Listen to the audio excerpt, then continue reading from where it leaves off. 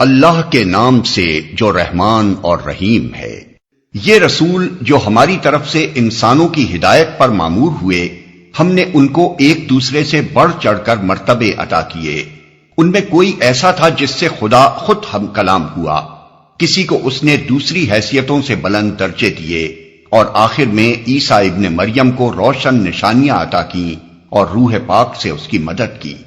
اگر اللہ چاہتا تو ممکن نہ تھا کہ ان رسولوں کے بعد جو لوگ روشن نشانیاں دیکھ چکے تھے وہ آپس میں لڑتے، مگر اللہ کی مشیت یہ نہ تھی کہ وہ لوگوں کو جبراً اختلاف سے روکے، اس وجہ سے انہوں نے باہم اختلاف کیا، پھر کوئی ایمان لایا اور کسی نے کفر کی راہ اختیار کی۔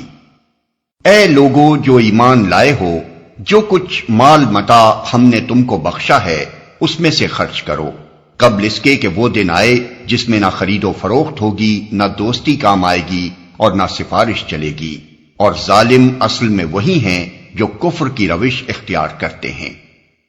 اللہ وہ زندہ جاوید ہستی جو تمام کائنات کو سنبھالے ہوئے ہے، اس کے سوا کوئی خدا نہیں ہے۔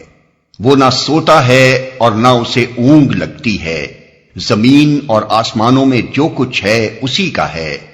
کون ہے جو اس کی جناب میں اس کی اجازت کے بغیر سفارش کر سکے؟ جو کچھ بندوں کے سامنے ہے اسے بھی وہ جانتا ہے، اور جو کچھ ان سے اوجھل ہے اس سے بھی وہ واقف ہے، اور اس کی معلومات میں سے کوئی چیز ان کی گرفت ادراک میں نہیں آ سکتی الا یہ کہ کسی چیز کا علم وہ خود ہی ان کو دینا چاہے۔ اس کی حکومت آسمانوں اور زمین پر چھائی ہوئی ہے، اور ان کی نگہبانی اس کے لیے کوئی تھکا دینے والا کام نہیں ہے، بس وہی ایک بزرگ و برتر ذات ہے۔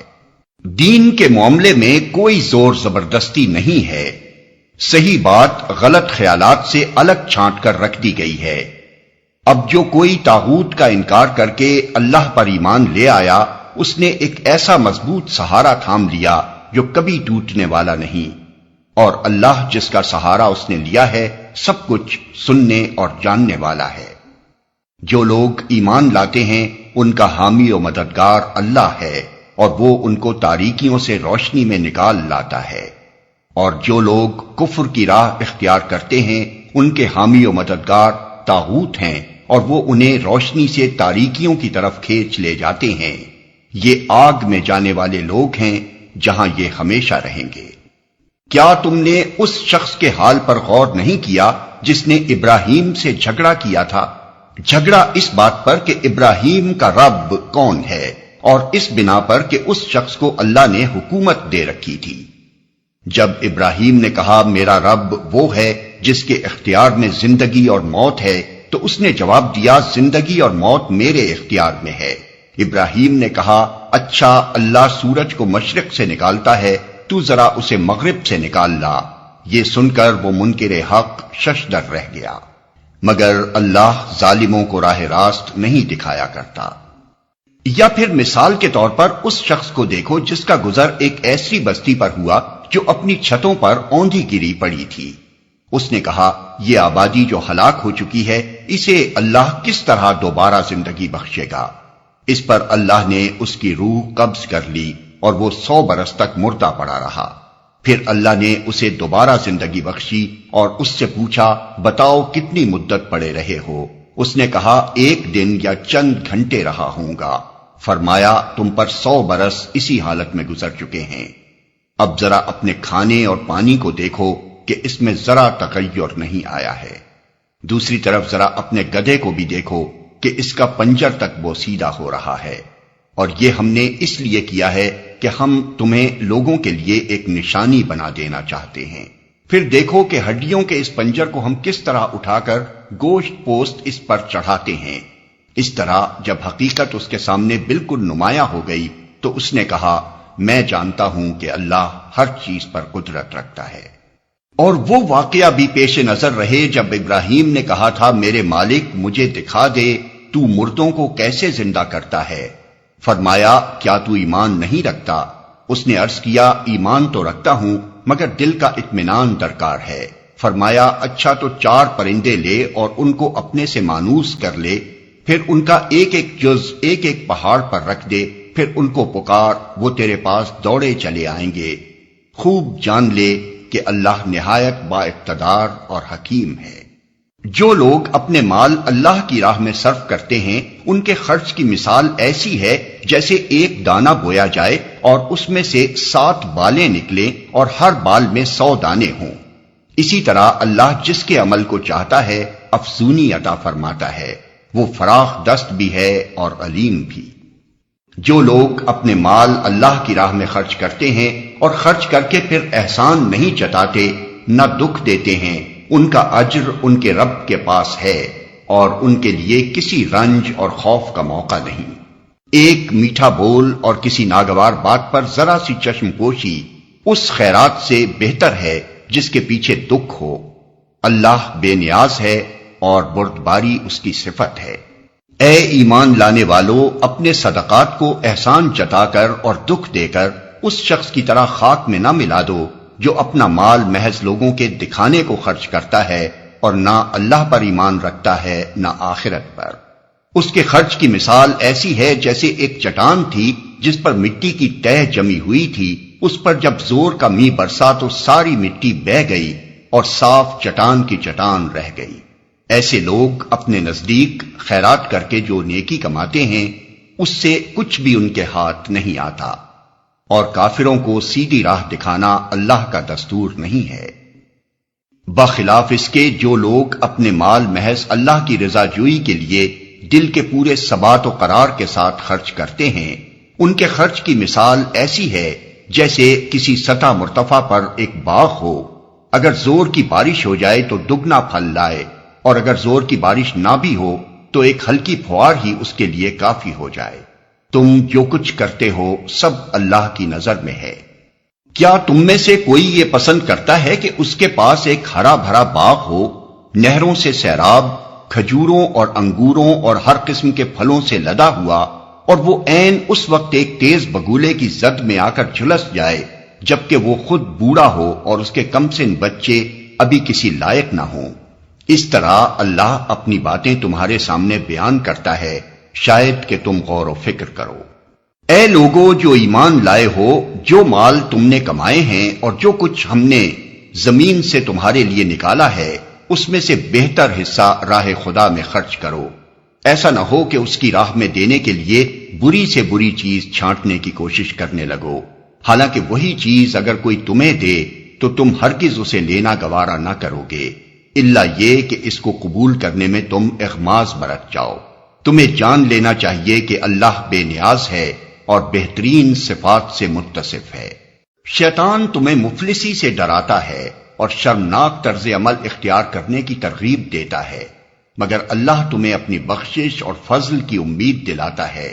اللہ بڑا فراخ دست اور دانا ہے، جس کو چاہتا ہے حکمت عطا کرتا ہے، اور جس کو حکمت ملی اسے حقیقت میں بڑی دولت مل گئی۔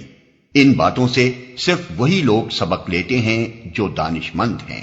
تم نے جو کچھ بھی خرچ کیا ہو اور جو نذر بھی مانی ہو، اللہ کو اس کا علم ہے اور ظالموں کا کوئی مددگار نہیں۔ اگر اپنے صدقات علانیہ دو تو یہ بھی اچھا ہے، لیکن اگر چھپا کر حاجت مندوں کو دو تو یہ تمہارے حق میں زیادہ بہتر ہے۔ تمہاری بہت سی برائیاں اس طرز عمل سے محو ہو جاتی ہیں، اور جو کچھ تم کرتے ہو اللہ کو بہرحال اس کی خبر ہے۔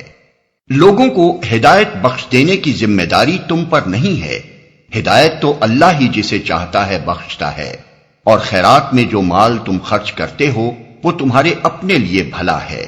آخر تم اسی لیے تو خرچ کرتے ہو کہ اللہ کی رضا حاصل ہو، تو جو کچھ مال تم خیرات میں خرچ کرو گے اس کا پورا پورا اجر تمہیں دیا جائے گا، اور تمہاری حق تلفی ہرگز نہ ہوگی۔ خاص طور پر مدد کے مستحق وہ تنگ دست لوگ ہیں جو اللہ کے کام میں ایسے گھر گئے ہیں کہ اپنی ذاتی کسب معاش کے لیے زمین میں کوئی دوڑ دھوپ نہیں کر سکتے۔ ان کی خودداری دیکھ کر ناواقف آدمی گمان کرتا ہے کہ یہ خوشحال ہیں۔ تم ان کے چہروں سے ان کی اندرونی حالت پہچان سکتے ہو، مگر وہ ایسے لوگ نہیں ہیں کہ لوگوں کے پیچھے پڑ کر کچھ مانگیں۔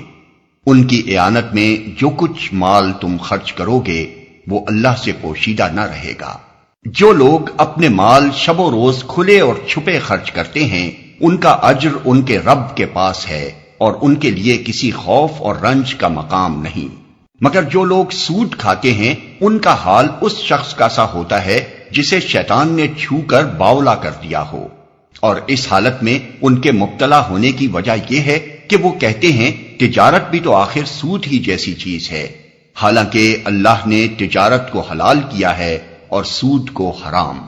لہذا جس شخص کو اس کے رب کی طرف سے یہ نصیحت پہنچے اور آئندہ کے لیے وہ سود خواری سے باز آ جائے تو جو کچھ وہ پہلے کھا چکا سو کھا چکا، اس کا معاملہ اللہ کے حوالے ہے، اور جو اس حکم کے بعد پھر اسی حرکت کا اعادہ کرے وہ جہنمی ہے جہاں وہ ہمیشہ رہے گا۔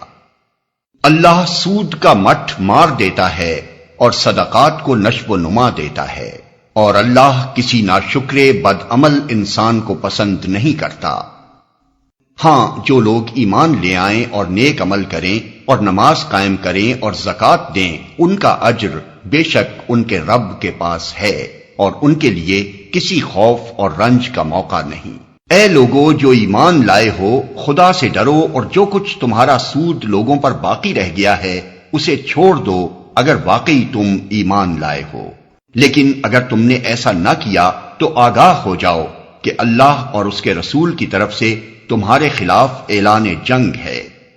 اب بھی توبہ کر لو اور سود چھوڑ دو تو اپنا اصل سرمایہ لینے کے تم حقدار ہو۔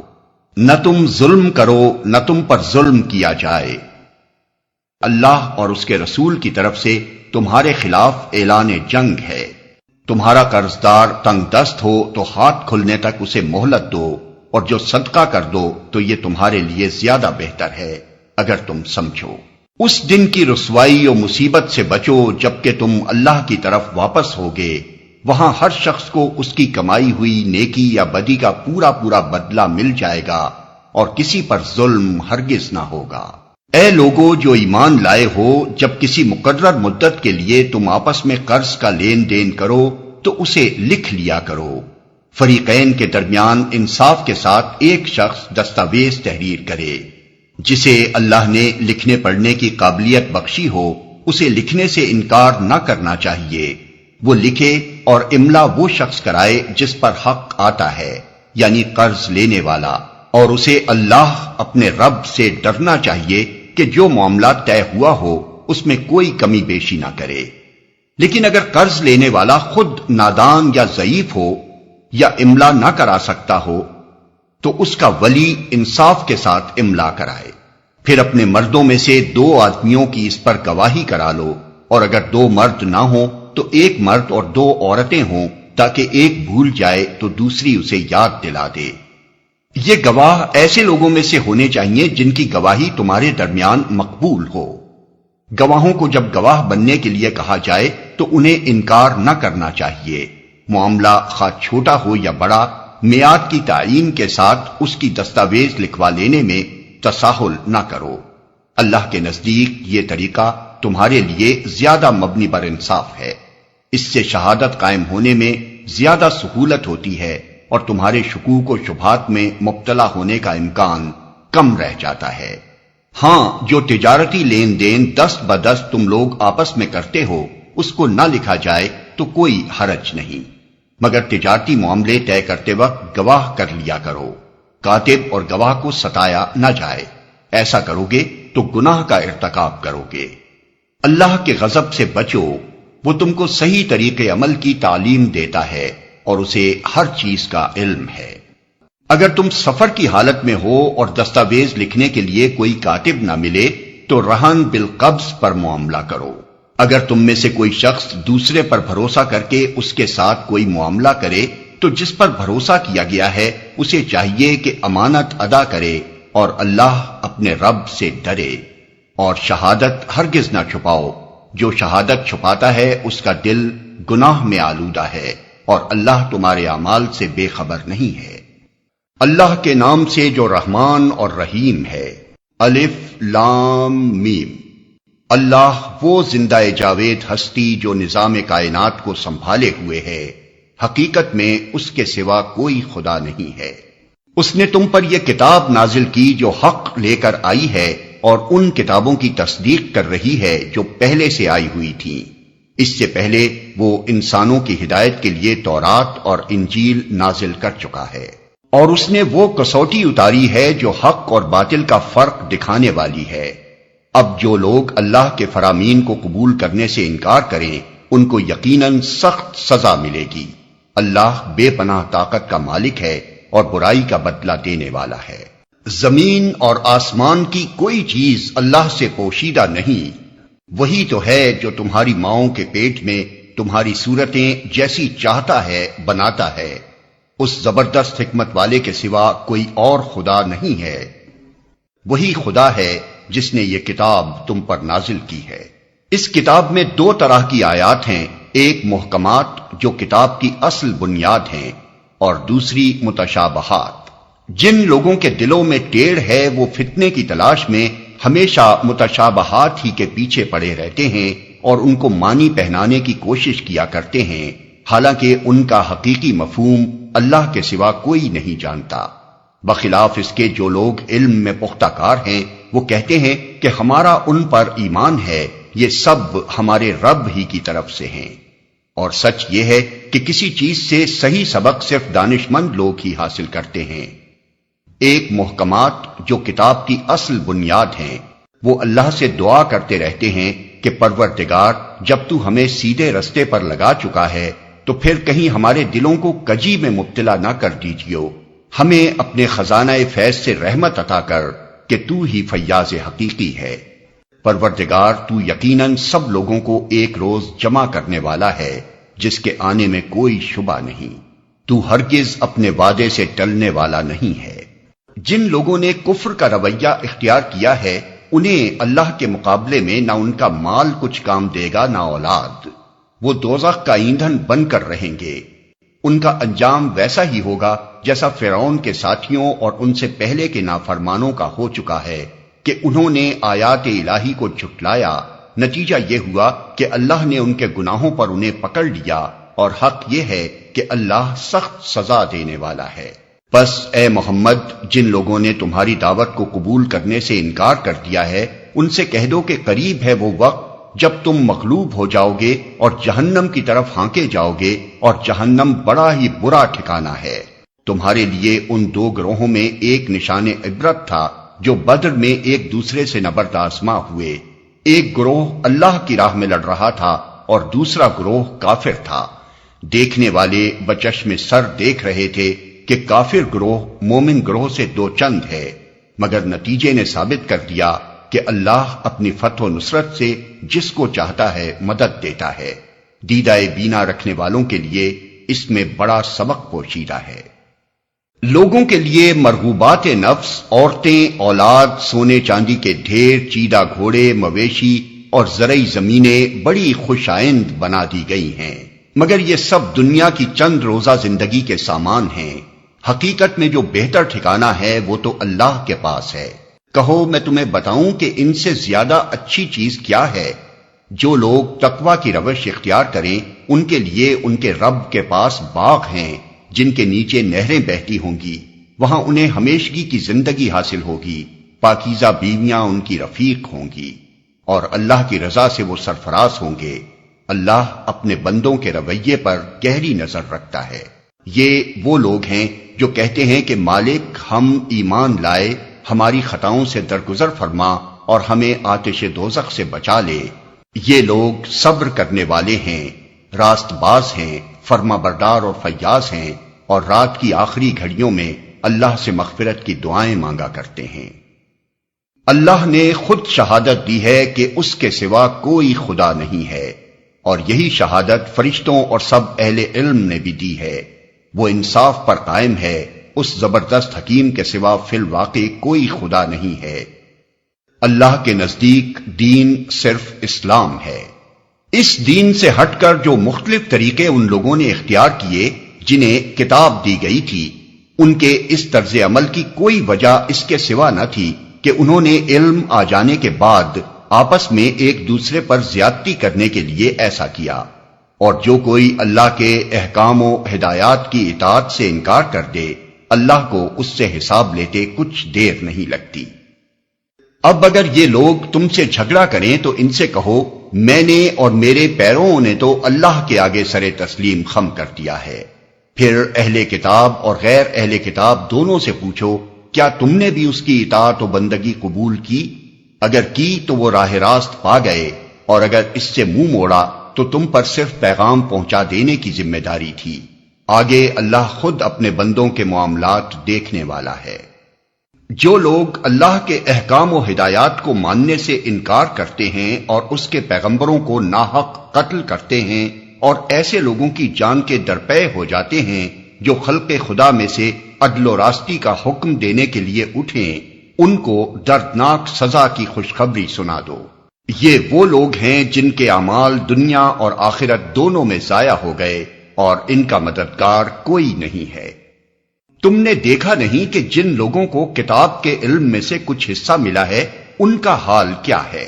انہیں جب کتاب الہی کی طرف بلایا جاتا ہے تاکہ وہ ان کے درمیان فیصلہ کرے تو ان میں سے ایک فریق اس سے پہلو تہی کرتا ہے اور اس فیصلے کی طرف آنے سے منہ پھیر جاتا ہے۔ ان کا یہ طرز عمل اس وجہ سے ہے کہ وہ کہتے ہیں آتش دوزخ تو ہمیں مس تک نہ کرے گی، اور اگر دوزخ کی سزا ہم کو ملے گی بھی تو بس چند روز۔ ان کے خود ساختہ عقیدوں نے ان کو اپنے دین کے معاملے میں بڑی غلط فہمیوں میں ڈال رکھا ہے۔ مگر کیا بنے گی ان پر جب ہم انہیں اس روز جمع کریں گے جس کا آنا یقینی ہے۔ اس روز ہر شخص کو اس کی کمائی کا بدلہ پورا پورا دے دیا جائے گا اور کسی پر ظلم نہ ہوگا۔ کہو خدایا ملک کے مالک، تو جسے چاہے حکومت دے اور جس سے چاہے چھین لے، جسے چاہے عزت بخشے اور جسے چاہے ذلیل کر دے، بھلائی تیرے اختیار میں ہے، بے شک تو ہر چیز پر قادر ہے۔ رات کو دن میں پروتا ہوا لے آتا ہے اور دن کو رات میں، جاندار میں سے بے جان کو نکالتا ہے اور بے جان میں سے جاندار کو، اور جسے چاہتا ہے بے حساب رزق دیتا ہے۔ مومنین اہل ایمان کو چھوڑ کر کافروں کو اپنا رفیق اور دوست ہرگز نہ بنائیں۔ جو ایسا کرے گا اس کا اللہ سے کوئی تعلق نہیں۔ ہاں یہ معاف ہے کہ تم ان کے ظلم سے بچنے کے لیے بظاہر ایسا طرز عمل اختیار کر جاؤ، مگر اللہ تمہیں اپنے آپ سے ڈراتا ہے اور تمہیں اسی کی طرف پلٹ کر جانا ہے۔ اے نبی، لوگوں کو خبردار کر دو کہ تمہارے دلوں میں جو کچھ ہے اسے خواہ تم چھپاؤ یا ظاہر کرو، اللہ بہرحال اسے جانتا ہے۔ زمین و آسمان کی کوئی چیز اس کے علم سے باہر نہیں ہے اور اس کا اقتدار ہر چیز پر حاوی ہے۔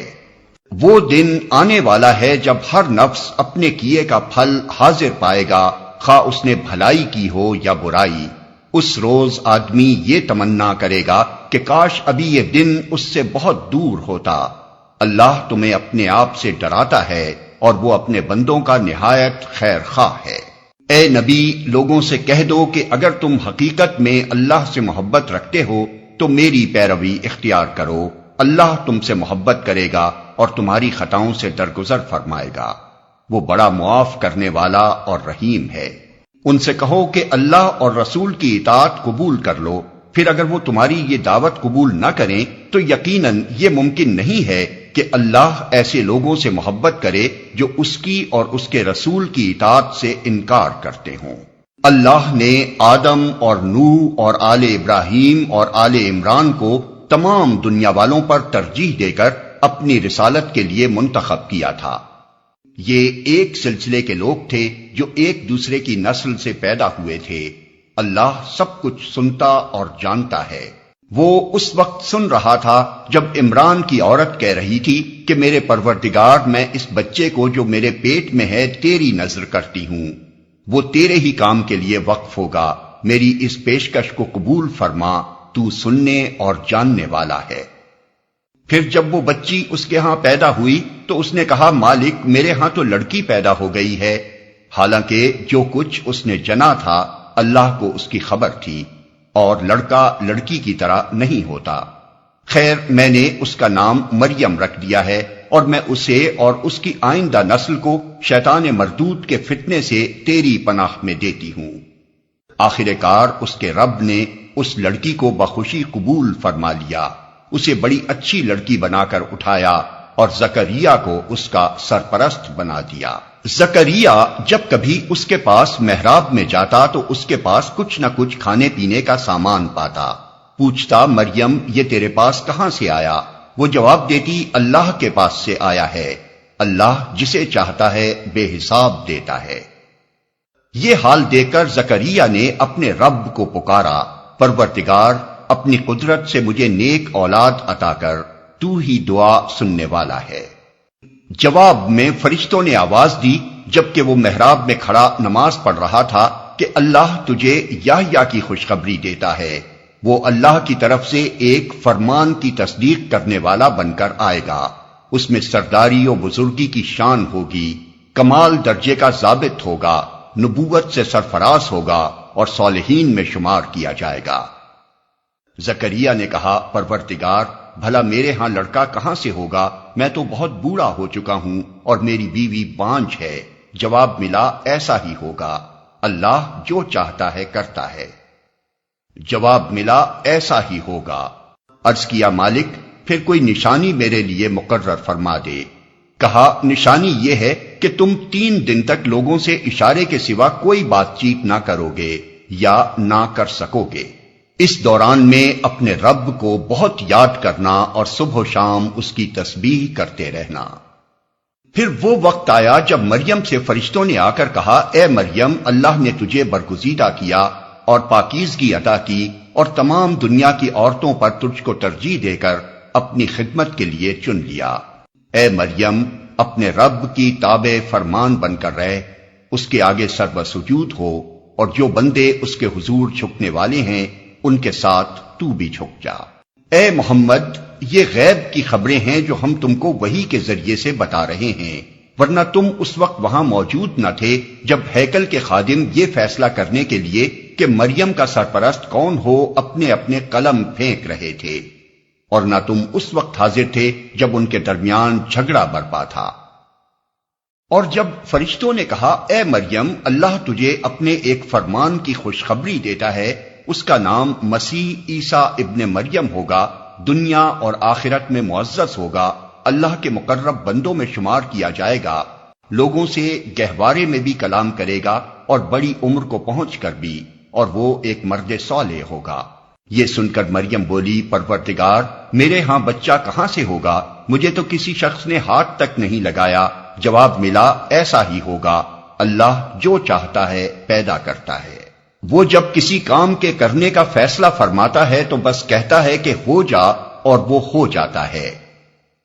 فرشتوں نے پھر اپنے سلسلہ کلام میں کہا، اور اللہ اسے کتاب اور حکمت کی تعلیم دے گا، تورات اور انجیل کا علم سکھائے گا، اور بنی اسرائیل کی طرف اپنا رسول مقرر کرے گا۔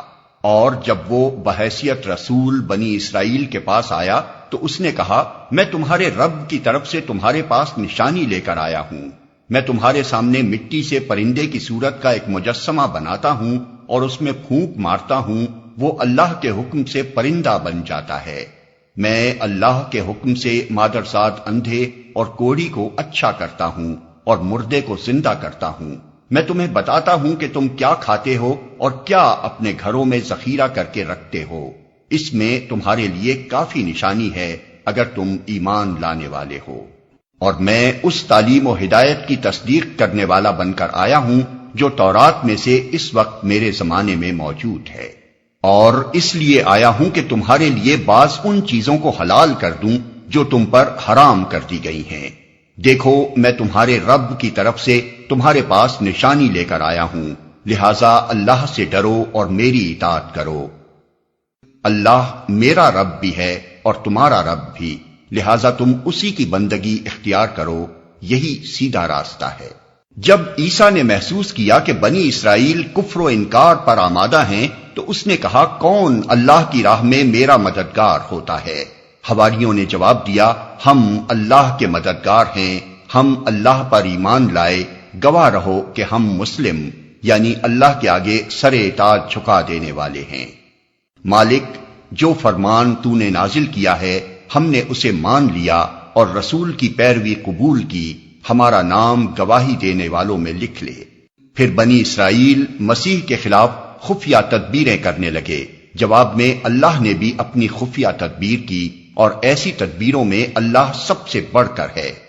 وہ اللہ کی خفیہ تدبیر ہی تھی جب اس نے کہا کہ اے عیسیٰ، اب میں تجھے واپس لے لوں گا اور تجھ کو اپنی طرف اٹھا لوں گا، اور جنہوں نے تیرا انکار کیا ہے ان سے، یعنی ان کی معیت سے اور ان کے گندے ماحول میں ان کے ساتھ رہنے سے تجھے پاک کر دوں گا، اور تیری پیروی کرنے والوں کو قیامت تک ان لوگوں پر بالا دست رکھوں گا جنہوں نے تیرا انکار کیا ہے۔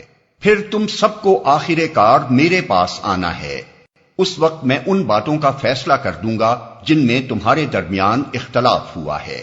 جن لوگوں نے کفر و انکار کی روش اختیار کی ہے انہیں دنیا اور آخرت دونوں میں سخت سزا دوں گا، اور وہ کوئی مددگار نہ پائیں گے۔ اور جنہوں نے ایمان اور نیک عملی کا رویہ اختیار کیا ہے انہیں ان کے اجر پورے پورے دے دیے جائیں گے، اور خوب جان لے کہ ظالموں سے اللہ ہرگز محبت نہیں کرتا۔ یہ آیات اور حکمت سے لبریز تذکرے ہیں جو ہم تمہیں سنا رہے ہیں۔ اللہ کے نزدیک عیسیٰ کی مثال آدم کی سی ہے کہ اللہ نے اسے مٹی سے پیدا کیا اور حکم دیا کہ ہو جا، اور وہ ہو گیا۔ یعنی اگر محض اعجازی پیدائش ہی کسی کو خدا یا خدا کا بیٹا بنانے کے لیے کافی دلیل ہو، تب تو پھر تمہیں آدم کے متعلق بدرجہ اولا ایسا عقیدہ تجویز کرنا چاہیے تھا، کیونکہ مسیح تو صرف بے باپ ہی کے پیدا ہوئے تھے، مگر آدم علیہ السلام ماں اور باپ دونوں کے بغیر پیدا ہوئے۔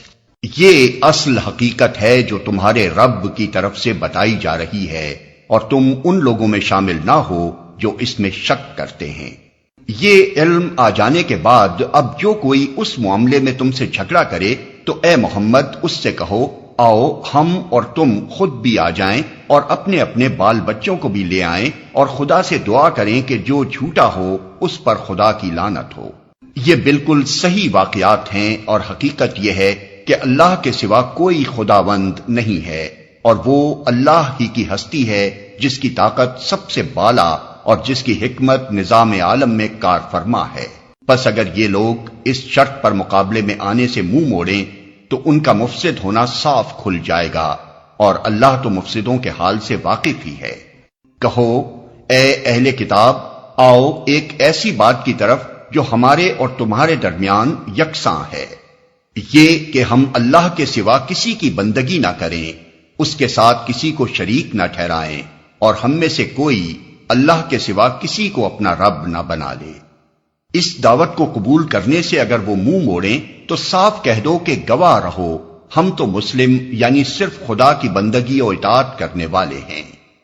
اے اہل کتاب، تم ابراہیم کے بارے میں ہم سے کیوں جھگڑا کرتے ہو؟ تورات اور انجیل تو ابراہیم کے بعد ہی نازل ہوئی ہیں، پھر کیا تم اتنی بات بھی نہیں سمجھتے؟ تم لوگ جن چیزوں کا علم رکھتے ہو ان میں تو خوب بحثیں کر چکے، اب ان معاملات میں کیوں بحث کرنے چلے ہو جن کا تمہارے پاس کچھ بھی علم نہیں؟ اللہ جانتا ہے، تم نہیں جانتے۔ ابراہیم نہ یہودی تھا نہ عیسائی، بلکہ وہ تو ایک مسلم یکسو تھا، اور وہ ہرگز مشرکوں میں سے نہ تھا۔ ابراہیم سے نسبت رکھنے کا سب سے زیادہ حق اگر کسی کو پہنچتا ہے تو ان لوگوں کو پہنچتا ہے جنہوں نے اس کی پیروی کی، اور اب یہ نبی اور اس کے ماننے والے اس نسبت کے زیادہ حقدار ہیں۔ اللہ صرف انہی کا حامی و مددگار ہے جو ایمان رکھتے ہوں۔ اے ایمان لانے والو، اہل کتاب میں سے ایک گروہ چاہتا ہے کہ کسی طرح تمہیں راہ راست سے ہٹا دے، حالانکہ در حقیقت وہ اپنے سوا کسی کو گمراہی میں نہیں ڈال رہے ہیں، مگر انہیں اس کا شعور نہیں ہے۔ اے اہل کتاب، کیوں اللہ کی آیات کا انکار کرتے ہو حالانکہ تم خود ان کا مشاہدہ کر رہے ہو؟ اے اہل کتاب، کیوں حق کو باطل کا رنگ چڑھا کر مشتبہ بناتے ہو؟ کیوں جانتے بوجھتے حق کو چھپاتے ہو؟ اہل کتاب میں سے ایک گروہ کہتا ہے کہ اس نبی کے ماننے والوں پر جو کچھ نازل ہوا ہے اس پر صبح ایمان لاؤ اور شام کو اس سے انکار کر دو، شاید اس ترکیب سے یہ لوگ اپنے ایمان سے پھر جائیں۔ نیز یہ لوگ آپس میں کہتے ہیں کہ اپنے مذہب والے کے سوا کسی کی بات نہ مانو۔ اے نبی، ان سے کہہ دو کہ اصل میں ہدایت تو اللہ کی ہدایت ہے، اور یہ اسی کی دین ہے کہ کسی کو وہی کچھ دے دیا جائے جو کبھی تم کو دیا گیا تھا، یا یہ کہ دوسروں کو تمہارے رب کے حضور پیش کرنے کے لیے تمہارے خلاف قوی حجت مل جائے۔ اے نبی، ان سے کہو کہ فضل و شرف اللہ کے اختیار میں ہے، جسے چاہے عطا فرمائے۔ وہ وسیع النظر ہے اور سب کچھ جانتا ہے، اپنی رحمت کے لیے جس کو چاہتا ہے مخصوص کر لیتا ہے، اور اس کا فضل بہت بڑا ہے۔ اہل کتاب میں کوئی تو ایسا ہے کہ اگر تم اس کے اعتماد پر مال و دولت کا ایک ڈھیر بھی دے دو تو وہ تمہارا مال تمہیں ادا کر دے گا، اور کسی کا حال یہ ہے کہ اگر تم 1 دینار کے معاملے میں بھی اس پر بھروسہ کرو تو وہ ادا نہ کرے گا، الا یہ کہ تم اس کے سر پر سوار ہو جاؤ۔ ان کی اس اخلاقی حالت کا سبب یہ ہے کہ وہ کہتے ہیں امیوں یعنی غیر یہودی لوگوں کے معاملے میں ہم پر کوئی مواخذہ نہیں ہے، اور یہ بات وہ محض جھوٹ گھڑ کر اللہ کی طرف منسوب کرتے ہیں، حالانکہ انہیں معلوم ہے کہ اللہ نے ایسی کوئی بات نہیں فرمائی ہے۔ وہ کہتے ہیں کہ امیوں یعنی غیر یہودی لوگوں کے معاملے میں ہم پر کوئی مواخذہ نہیں ہے۔ آخر کیوں ان سے باز پرس نہ ہوگی؟